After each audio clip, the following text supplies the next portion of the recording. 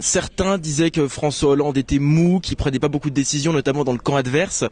Quelles sont justement les décisions fortes que François Hollande compte entreprendre dans cette campagne, s'il est élu en tout cas au pouvoir? Bien, très clairement, la première décision que François Hollande a prise, c'est d'imposer la question du logement dans la présidentielle. C'est lui qui en a fait un thème de campagne. Il oblige les autres adversaires à faire des propositions qui, on le voit, n'ont pas fait l'objet d'une vraie préparation. Par ailleurs, il veut que le logement soit une vraie priorité de politique nationale, ce qui n'a pas été le cas par le passé, qui s'est traduit par le fait que de plus en plus de nos concitoyens sont totalement exclus de l'accès au logement.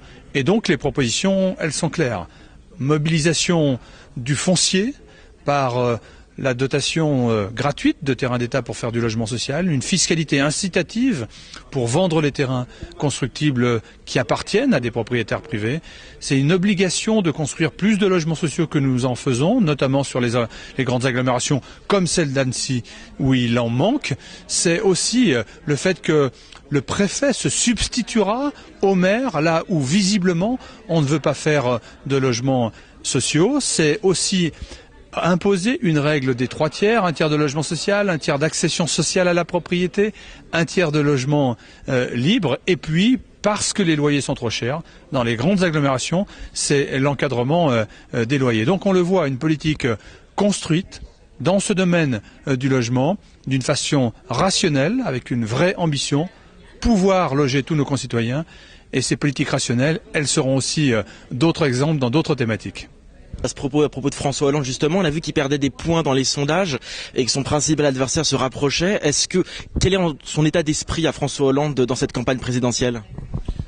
C'est normal qu'un nouveau candidat qui se déclare, même si on avait déjà le sentiment que le président était plus candidat qu'il n'était président au cours des derniers mois, qu'il y ait un regain d'intérêt pour un acte de candidature qui est tout à fait récent.